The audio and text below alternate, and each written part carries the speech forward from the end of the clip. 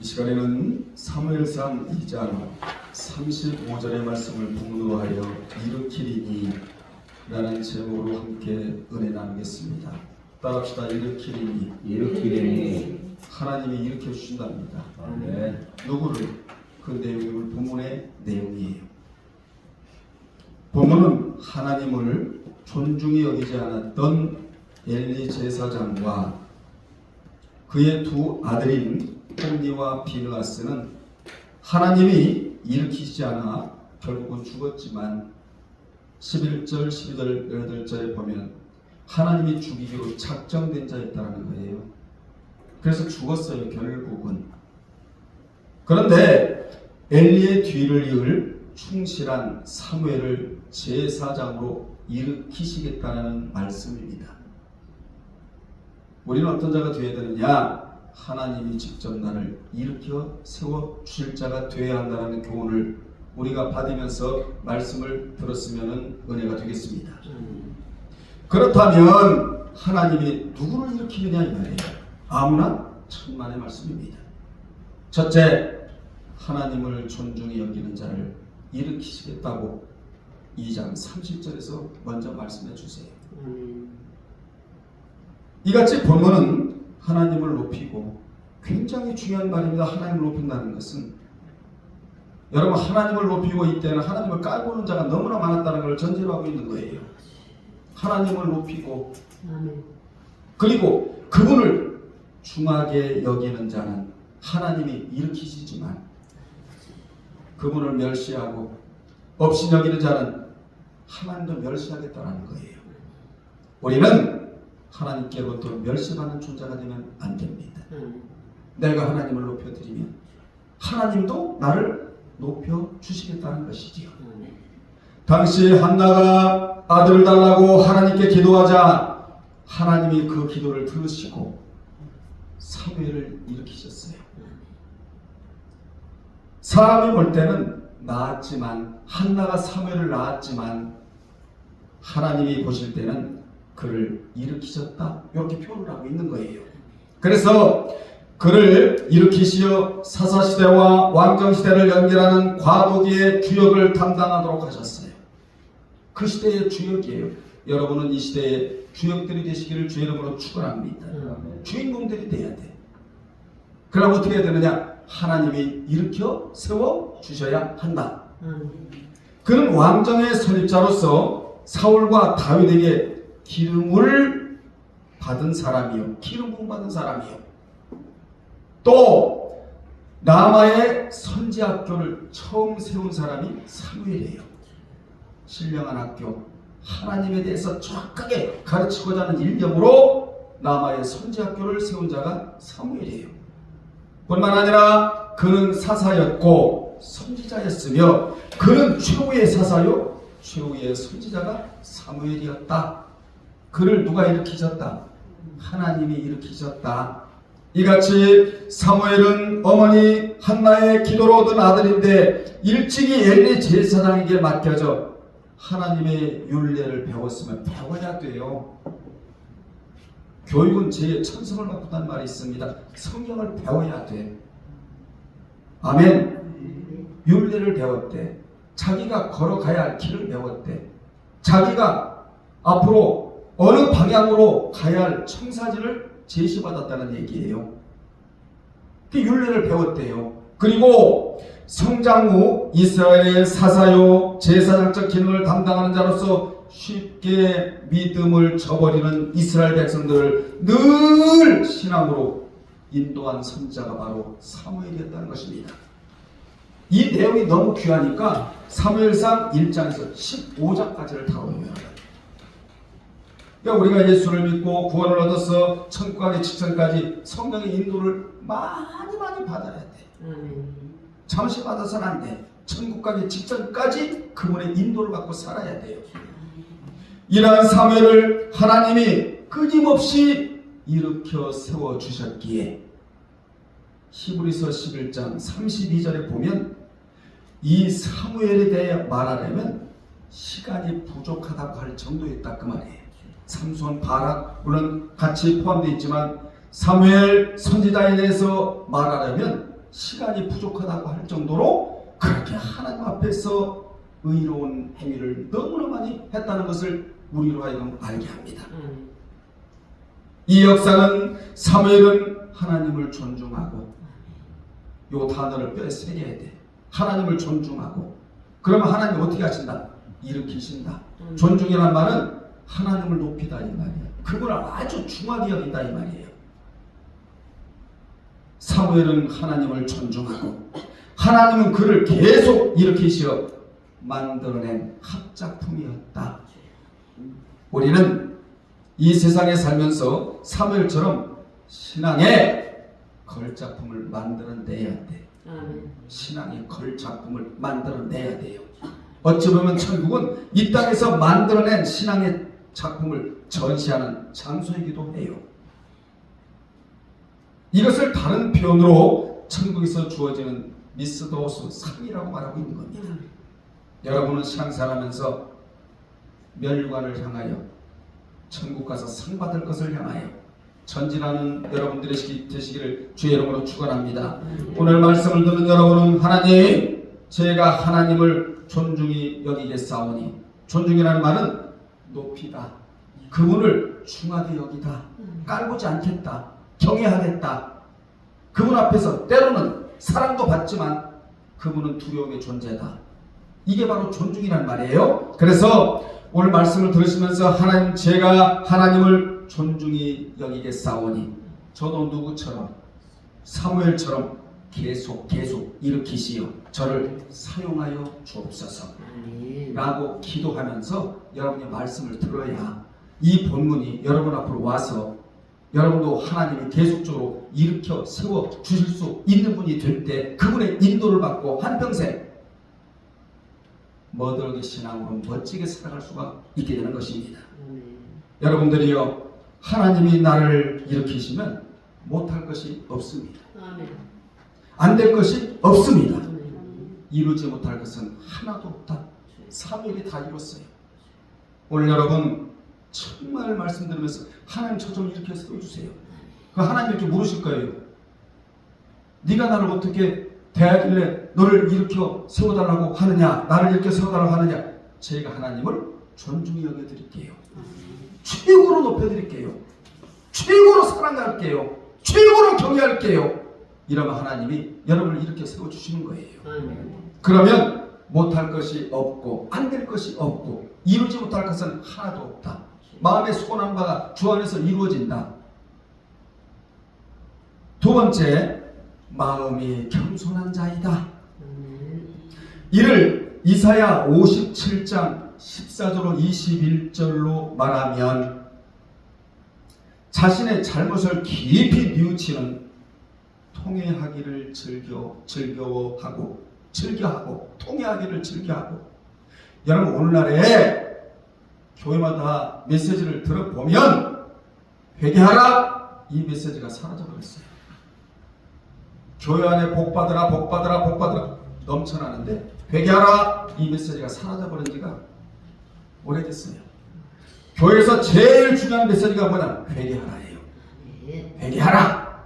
왜냐? 회개는 축복의 문으로 들어가는 첫 번째 관문이 회개니까. 첫 번째가 뭡니까? 하나님이 일으켜 세워줄 수 있는 자. 이사야 57장 14절로 21절로 말하면 먼저 통회하는 자, 애통하는 자. 죄 때문에 애통하는 자, 통회하는 자. 이 자의 마음은 청결하거든요. 하나님을 볼 자거든요. 여러분 회개해야 하나님을 봐요. 왜냐? 그 마음이 하나님을 볼 수 있는 마음이기 때문에 하나님을 볼 수가 있는 거예요. 통회하기를 뭐하고? 즐겨하고. 마음이 겸손한 자이다. 하나님은 그런 자를 어떻게 하시고? 일으키시오. 세상에 참 기가 막힌 말씀도 다 있어요. 피곤하지 않게 해주시고. 얼마나 피곤해요 세상살이가. 그리고 고쳐주시고 인도해주시고 위로해주시며 평강을 마지막에 주시겠다. 평강의 복이 최고의 복이라는 걸 우리로 말게 하죠. 여러분 예수 믿고 최고의 복은 물질이 아니에요. 마음의 평강입니다. 이 엄청난 말씀을 하고 계시는데 이같이 하나님은 우리를 수시로 일으키시어 우리가 어떠한 길을 가는지를 보고 계신다. 하나님이 일으켜 쓰고 놓으시고 어떠한 길을 가고 있는지를 하나님이 늘 감찰하고 계신다는 거예요. 자, 본문에 일으키니라는 단어가 그렇게도 유명한 쿰으로 이 단어가 마가복음 5장 41절에는 달리다 쿰으로 나오는데 원문에는 탈리타 쿰으로 당시 예수께서 회당장인 야이로의 12살 되기 딸을 살리실 때 그 아이의 손을 잡고 이르시되 탈리다 쿰 하셨는데, 탈리다는 소녀라는 뜻이고 쿰은 일어나라 라는 뜻으로 이 탈리다 쿰은 본문의 일으키니와 같은 의미로 쓰이는 단어예요. 일으키니는 쿰이고 신약으로 넘어가면 탈리다 쿰이고, 그래서 주님이 야이로의 딸을 일으키신 뒤 그 자리에서 벌떡 일어나 버립니다. 어마어마한 단어예요. 이 쿰이라는 단어, 일으키니라는 단어, 탈리타 쿰이라는 단어가 어마어마한 단어예요. 그리고 그에게 먹을 것을 주라고 하셔서 주님이 일으키신 자는 먹을 것, 입을 것, 마실 것 걱정할 필요가 없다. 이걸 말씀해주고 있는 거예요. 주님이 여러분 일으켜 주시지 않으니까 먹을 거 걱정하고 입을 거 걱정하고 마실 거 걱정하고 미래에 대한 불확실성을 걱정하지, 주님이 나를 일으켜만 주신다면 안 될 게 없다. 못할 게 없다. 이루지 못할 게 또 없고 먹을 거 걱정할 필요가 없고 입을 거, 잘 거, 미래 걱정할 필요가 없다. 왜냐? 일으켜 세워 놓으시고 하시는 말씀이 먹을 것을 주라 하셨으니까. 여러분, 짜장면도 그분에게서 나오고요, 라면도 그분에게서 나오고요, 오늘 여러분 애찬도 그분에게서 나오는 거예요. 아멘. 우리는 걱정할 거 없어요. 내가 주님 안에서 살면서 주님이 나를 일으켜 세워 주시느냐, 아직도 일으켜 세워 주시지 않느냐, 여기에 달렸다는 사실을 우리는 오늘 기억을 해야 됩니다. 잘 들으세요. 본문에 일으키시니라는 단어가 쿰인데 이 쿰은 하나님께서 쓰시는 선포용 동사라고 말을 합니다. 무슨 동사라고? 선포용 동사인데 이 동사는 하나님이 해야 있어라, 달아 있어라 명령하면 그대로 있어지는, 모양새가 만들어지는 단어가 바로 일으키니. 하나님이 쓰시는 선포용, 그냥 선포만 하면 그대로 모양새가 이루어지는 단어가 바로 일으키니라는 단어다, 그 말이에요. 그래서 이 동사는 하나님을 존중히 여기는 자가 2장 30절에 사무엘상 하나님이 친히 일으키신다는 사실을 믿고, 이게 어찌 보면 최고의 믿음이에요. 또 믿음으로 선포하면 누가, 내가 그대로 이루어지는 동사가 일으키니. 아멘. 이에 대한 답이 시편 147편 15절에 나오는데 거기 보면 그의 명령을 땅에 보내시니 그의 말씀이 속히 달리는도다. 오늘 여러분, 하나님, 제가 하나님을 존중히 여겨 드릴게요. 저를 좀 일으켜 세워주세요. 이러면 여러분이 명령하게 되는 거거든요. 그러면 뭐가 달려가느냐? 여러분이 선포한 그 선포의 말이 말씀으로 변하여 달려간다는 거예요. 달려가서 속히 모양새를 만들어 놓는다. 여러분, 잠언에 굉장히 이런 말이 나와요. 마음이라는, 여기 마음이 최고의 의사고 이 의사를 활용하여 병도 치료받고 그럼 뼈도 튼튼하고, 그리고 입에서 나오는 이 말이 축복의 열매가 맺힐 수 있는 말만 하나예요. 이게 잠언에서 이런 말이 굉장히 많이 나와. 그러니까 여러분의 입술에서 하는 말이 축복을 만들어낼 수 있는, 축복의 열매를 만들어낼 수 있는 말을 하라는 거예요. 나는 하나님 앞에 쓰임받을 자다. 그럼 쓰임 받는 거예요. 하나님이 나를 반드시 일으켜 세워 주실 자다. 하나님이 이렇게 세워 주신다는 거예요. 왜냐? 모양새가 만들어지는 그런 동사니까. 이 동사가. 그래서 우리는 이 동사를 이 땅에서 믿음으로 사용하면 속히 달려가서 그대로 모양새를 만들어 놓는다는 사실입니다. 그러므로 하나님이 자신을 존중히 여기는 자에게 돈아 너는 가서 하나님을 존중히 여기는 자에게 붙으라. 그럼 돈이 그냥 붙는다는 거야. 저 사람에게서 돈이 떠나가라. 왜냐? 하나님을 존중히 여기지 않으니까 돈이 떠나가는 단어예요. 그런데 하나님을 존중히 여기는 자에게 하나님이 돈아 존중히 여기는 자에게 가서 붙으라. 그러면 돈이 붙는다는 걸 있다는 말이에요. 엄청난 단어예요, 여러분. 건강아 하나님을 존중하는 자에게 가서 붙으라. 그럼 가서 건강이 붙는 거야. 존중하지 않으면 떠나라. 존중하는 자에게는 붙으라. 그러니까 하나님을 존중히 여기면서 하나님의 은혜를 입고 살아가는 여러분이 되어야 된다 그 말이지요. 그러므로 결국 물질도 건강도 인생의 모든 문제도 이 일으키신 이의 동사에 의해 좌우된다는 것입니다. 이 동사가 더 이상 작동되지 않으니 엘리의 두 아들은 하나님의 언약궤를 블레셋에게 뺏기고 블레셋에게 죽임을 당하고 4장 11절에 그 충격에 엘리는 자기 의자에서 뒤로 넘어져 문 곁에서 목이 부러져 98세에 죽었다고 5장 18절에 한 사람은 하나님이 이렇게 세워주시는데 엘리야고 두 아들 홈리와 비나스는 하나님이 일으켜 세워주시지 않으니까 결국은 뭐했다? 죽었다라는 거예요. 여러분 두 불이야. 우리는 어떤 자가 되어야 되는 하나님이 일으켜 세워줄 수 있는 자가 되어야 한다. 아멘. 이게 주된 본문이에요. 그래서 성경은 그가 사사가 된 지 엘리가 40년 만에 나이가 많고 비대해져서 목이 부러져 죽었다고 평가를 내려요. 이러니 일으킨 이의 동사가 우리에게 얼마나 중요한가 그 말이죠. 알고 보면 이 일으킨 이의 선포형 동사의 인생의 복락과 사명이 여기에 달려있다.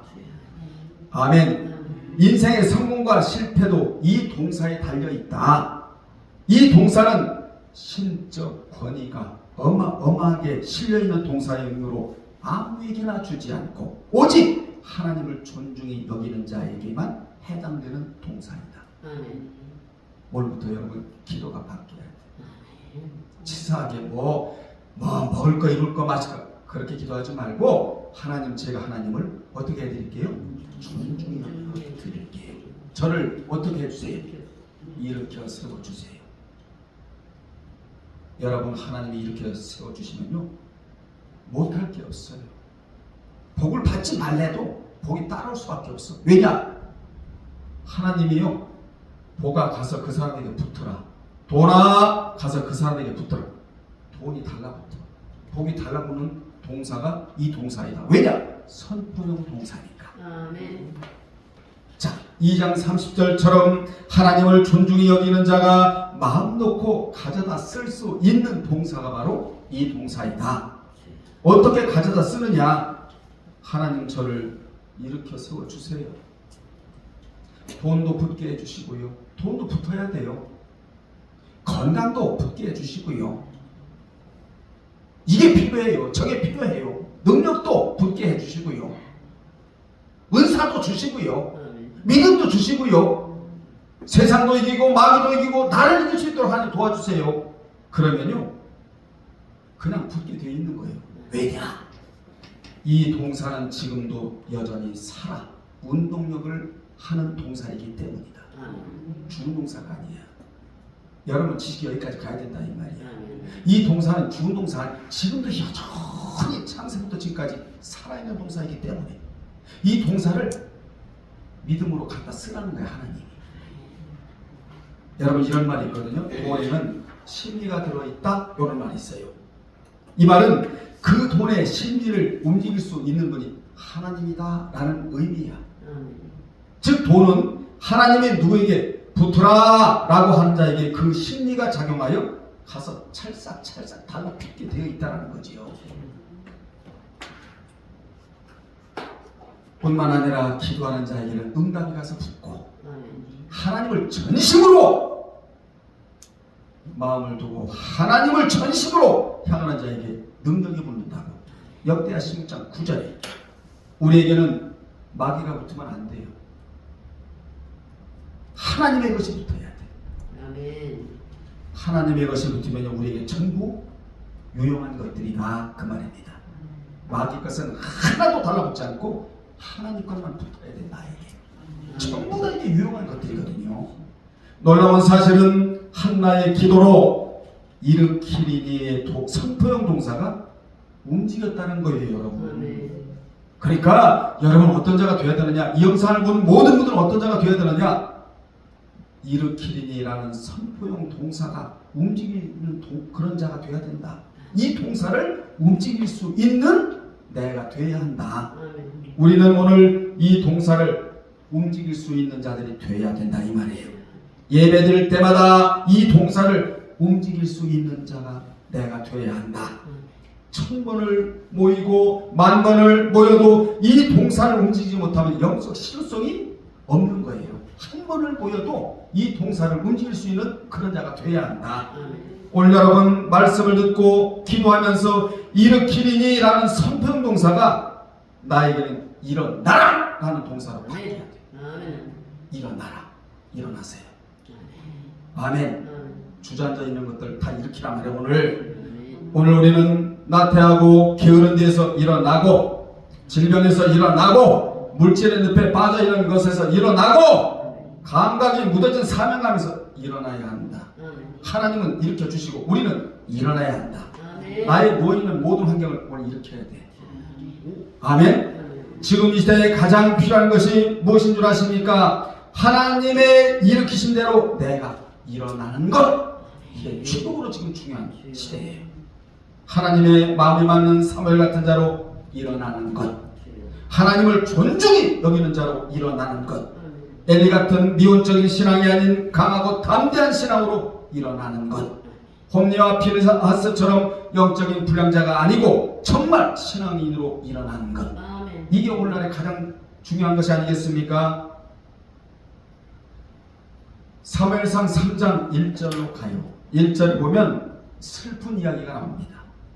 아주 슬픈 이야기가 나오는데 거기에 보면 하나님이 이스라엘 백성들을 일으켜 세워주시려고 해도 일으켜 세워줄 만한 상태가 아니었다라는 거예요. 여러분 눈물 나는 말씀이에요.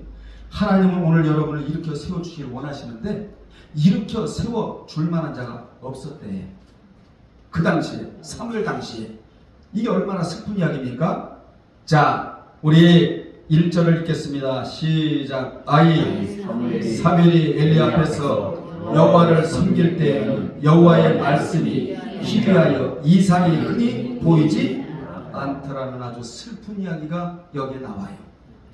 여기 희귀, 야카르, 희귀는 여호와의 말씀인 모세 오경이 이미 사무엘 시대에도 기록되어 있었으나 창세기, 출애굽기, 또 레위기, 민수기, 신명기, 모세 오경이 사무엘 시대에도 이미 기록되어 있었으나 그 말씀을 매일 새롭게 깨닫지를 못했다는 말을 희귀라고 하는 거예요.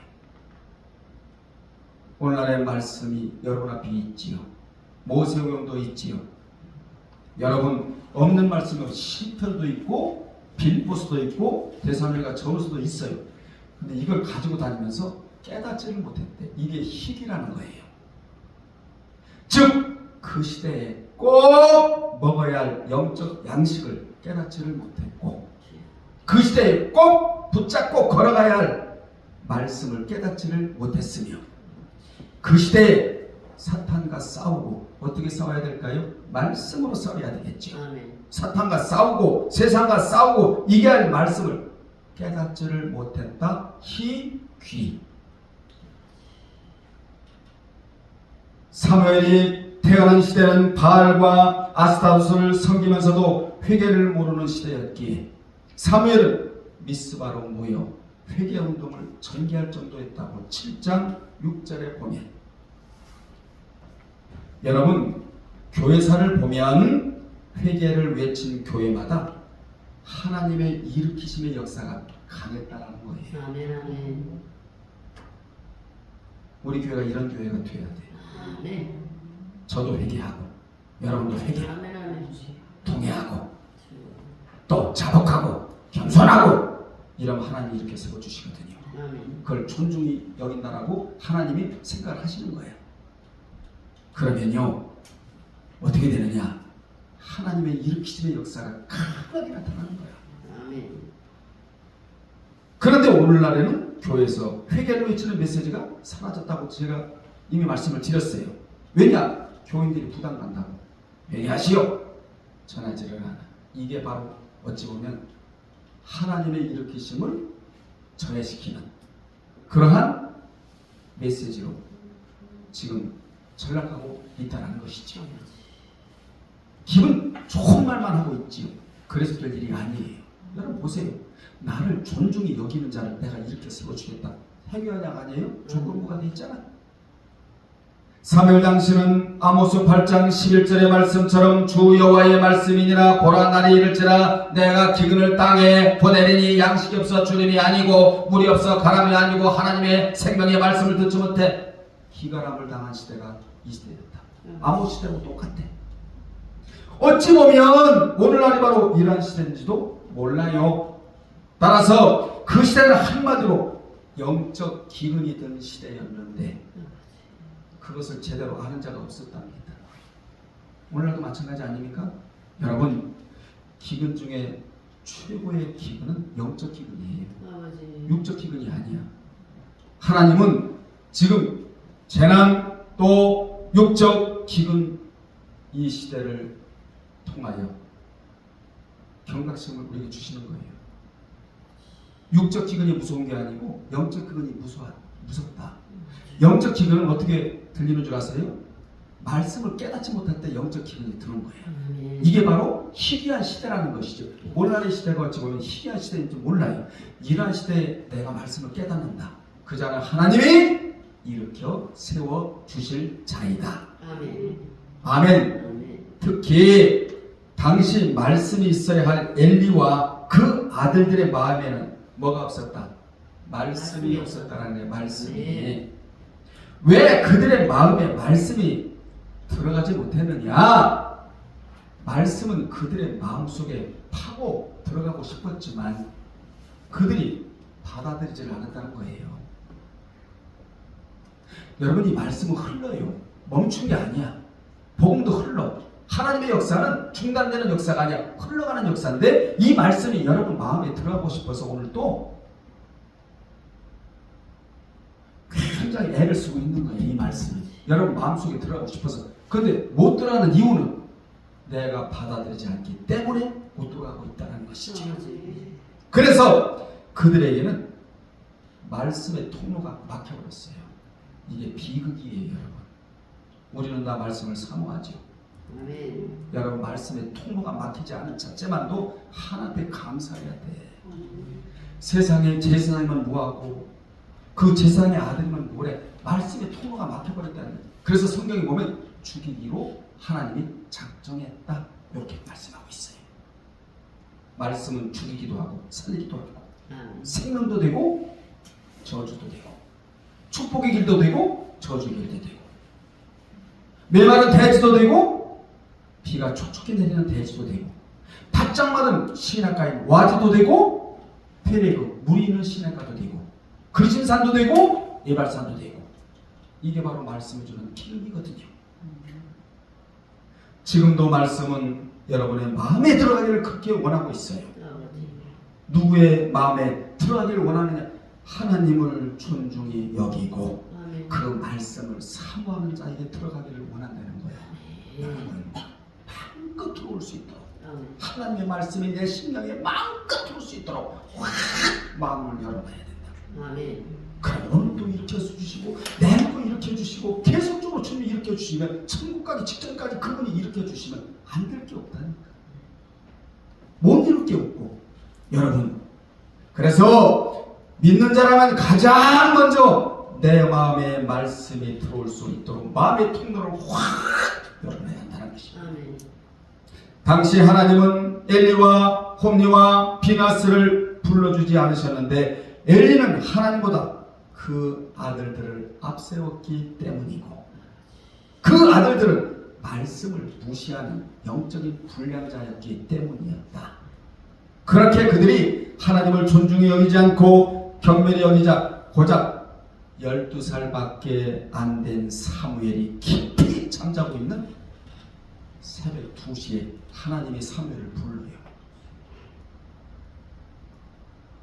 이제부터 잘 들으시고요.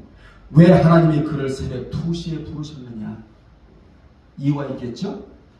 첫째, 보통 이스라엘의 전통은 새벽 2시쯤 말씀이 떨어지기 때문이에요. 새벽 2시는 머리에 잔상이 남아있지 않고 주님과 함께하는 고요한 시간을 말합니다. 이때 말씀이 떨어진 거예요. 2시에. 여러분들이요, 여기서 주는 교훈이 뭐죠? 너무 세상적으로 복잡한 자들에게는 말씀이 떨어지지 않습니다. 세상 것으로 마음이 부여하고 세상 것으로 머리에 세상 것으로 가득 차 있는 사람들은 말씀이 떨어지질 않아요. 주님의 음성을 듣고자 고요하게 준비된 자에게 내리겠다라는 거예요. 그래서 몇 시에 떨어졌다고? 2시에 떨어진 거예요. 말씀이. 여러분들이요, 그분의 음성을 들어야 그분이 일하시는 것을 알 수가 있어요. 그분을 따라가게 됨으로써 헛된 인생을 살지 않게 되는 거예요. 아무튼 말씀은 시끄럽고 분쟁이 일어나고 다툼이 있는 곳에는 내리지를 않아요. 머리가 복잡한 사람들은 내리지를 않아요. 그 머리로 내리질 않아. 마음에 영적 부요가 있는 자 그 심령을 파고들라는 거예요. 말씀이. 머리도 마찬가지예요. 복잡하게 그냥 세상 구조로 복잡하게 사는 자에게는 이 말씀이 들어가질 않아요. 단순한 자에게 들어가는 거예요. 아멘. 세상적으로도 그렇잖아요. 막 똑똑하고 뭐 박사학위 몇 개 받고 그런 사람에게 말씀이 잘 안 들어가요. 단순한 자. 아버지, 내 머리를 말씀이 만져주셔야 제 머리가 건강합니다. 말씀이 머리를 만져주면 치매도 오지 않아요. 그런 자에게 말씀이 들어간다는 거지요. 그래서 하나님이 2시에 사무엘에게 말씀을 주신 것은 이같이 고요한 상태에 있어야 말씀이 내려도 알 수 있다는 것을 알려주시고자 하셨다. 그렇게 받는 말씀을 하나님께서 주시는 신탁의 말씀이라고 한다. 그렇게 신탁받은 말씀을 성언이라고 하는데, 거룩할 성자에 말씀언, 성언이라고 하는데, 이 말씀을 가감없이 운반하는 거룩한 운반책이 누구냐? 목사라는 거예요, 여러분. 저는 강단에서 세상 말을 가급적 안 해요. 왜냐? 하나님의 성언을 여러분에게 운반하는 운반책이 목사니까. 여러분에게 덕담이나 하고 좋은 말만 하고 서 있는 자가 되면 둘 다 망해요. 아멘. 그래서 목사는 자기 말을 운반하는 자가 아니라 하나님의 말씀을 그대로 운반하는 자가 목사다, 그 말입니다. 제가 세상 말을 많이 하고 그러거든. 여러분 나가야 된다니까. 그래야 둘 다 산다니까. 두 번째, 새벽 2시 때는 아주 영적으로 혼탁한 시간대예요. 아주 혼탁한 시간대. 이 시간에 영적으로 혼탁한 자에게는 말씀이 떨어지지 않습니다. 이는 이 시간대는 사탄의 활동이 가장 강력할 때가 새벽 2시라는 거지요. 왜 2시에 내려느냐? 말씀으로 마귀를 이기라는 거지요. 아멘. 혼탁한 이 영적 질서를 바로 잡으라는 거지요. 아멘. 세상 무속인들도 이런 말을 해요. 밤 12시를 지나면 귀신이 모이고 2시는 가장 강력하게 역사한다, 이런 말을 한다고. 무속인들도 이같이 사탄이 춤추는 혼탁한 시간에도 하나님이 사무엘을 3번씩이나 불러주셨는데 첫 번째 부르실 때가 3장 4절이에요. 이를 팩트라고 말합니다. 사실적으로 부르셨어요. 마귀는 이용해 먹으려고 불러요. 하나님은 사실적으로 불러요. 아멘. 이게 달라. 마귀가 부르는 거하고 하나님이 부르시는 거하고 달라. 사실을 말하시려고 부르신 거예요. 3장 4절은 팩트이고 두 번째 부르실 때는 3장 6절인데 이건 확인이라고 해요. 확인. 그리고 세 번째 부르실 때가 3장 8절인데 이를 완전하게 불렀다 이러는 거예요. 우리도 하나님이 부르신 것을 사실적으로 받아들이고, 여러분 누가 부르셨어요? 하나님이. 뭐 하라고? 맞습니다. 사명을 감당하라. 아멘. 사명을 감당하는 자는 천국에서 또 한 번 불러주겠다. 아멘. 이걸 소천이라고 말을 해요. 매일 믿음이 있는가를 늘 우리는 확인할 줄 알아야 돼요. 확증. 완전하게 부르신 그분이 여러분 안에 계신다. 그래서 여러분 안에 계시기 때문에 그분을 소개하는 자가 되어야 한다는 거예요. 아멘. 이게 확증이야. 믿음이 있는 자의 확증이야. 그러면 제가 여러분께 질문 하나 드릴게요. 여러분 예수님 어디 계세요? 성경적으로, 추상적으로 말고 예수님 어디 계시죠? 고린도후서 13장 5절이 다르게. 자, 고린도후서 13장 5절에 보면 너희는 믿음 안에 있는가 너희 자신을 시험하고 너희 자신을 뭐하라? 확증하라, 확인하라. 예수 그리스도께서 너희 안에 계신 줄을 너희가 알지 못하느냐? 그렇지 않으면 너희는 버림받은 자니라. 그러니까 주님이 어디 계신다는 거죠? 여러분 안에. 누구로? 성령으로. 가장 정확하게 예수가 어디 계시느냐 이렇게 질문하면요 추상적으로 대답을 해. 아니에요. 여러분 안에 계시는데 성령으로 계신다예요. 그래서 우리는 어떤 사명을 가지고 태어나느냐 그분을 소개하는 자가 되어야 한다. 아멘. 그분이 내 안에 계시니까. 그래서 우리 안에 주님이 성령으로 계시는데 이를 누가 정확하게 알아내냐? 사도 베드로가 사도행전 3장 6절 7절에 보면 나면서 앉은 맹인에게 자기 속에 계신 예수님을 소개하자. 그가 그 자리에서 벌떡 일어나요. 나는 돈은 없고 은은 없다. 그런데 나는 예수의 이름만은 그 누구보다도 확실히 붙잡고 있다. 이분을 내가 소개하겠다 이거야. 자, 저를 봐요. 이분을 먼저 남에게 소개하려고 하지만 나에게 먼저 소개를 해야 돼. 나에게. 오늘 어떻게 소개해야 돼? 너 존중히 여기라는 거야, 하나님. 아멘. 그 하나님 어떻게 해주신다는 거야? 이렇게 세워주신다. 나부터 적용시키고 나에게 먼저 소개를 해야 된다 이 말이야. 아멘. 하나님이 예수님이니까 말이에요. 그래서 당시 베드로는 주님을 존중히 여기는 자였고 그분이 그 안에 성령으로 내주하고 계셔서 그가 주님을 소개하자. 거기서도 그분이 일으키심의 역사를 나면서 안지병된 자에게 그냥 역사를 주님이 행해 주신 거예요. 아멘. 자, 베드로는 자기 속에 계신 예수님 즉 성령님을 뭐하는 자였다? 소개하는 자였다. 아멘. 오늘 여러분을 향하여 소개를 해야 된다니까. 이 메시지를 어떻게 소개해야 된다고요? 너 신의 권사야. 너 하나님을 어떻게 해? 드려라. 존중히 여겨 드려라. 그러면 그 다음 단계가 어떻게 전개된다? 그분이 이렇게 세워주신다.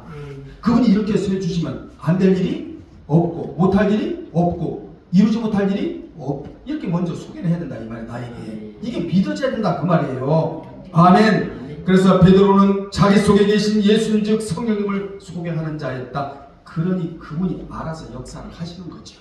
아멘. 여러분도 그분이 역사하시게끔 그분과의 교통함이 이루어지기를 바랍니다. 아멘. 사탄이 나를 혼탁하게 못하고 말씀을 못 받게 방해하지 못하고 그리고 내 앞에서 춤추지 못할 때가 언제 있냐. 오늘 전해지는 말씀이 나에게 너무나 귀중하고 소중하고 빛나고 값비싼 말씀으로 인정할 때 사탄이 내 앞에서 춤을 추면 되겠습니까? 무릎을 꿇어야지. 주여.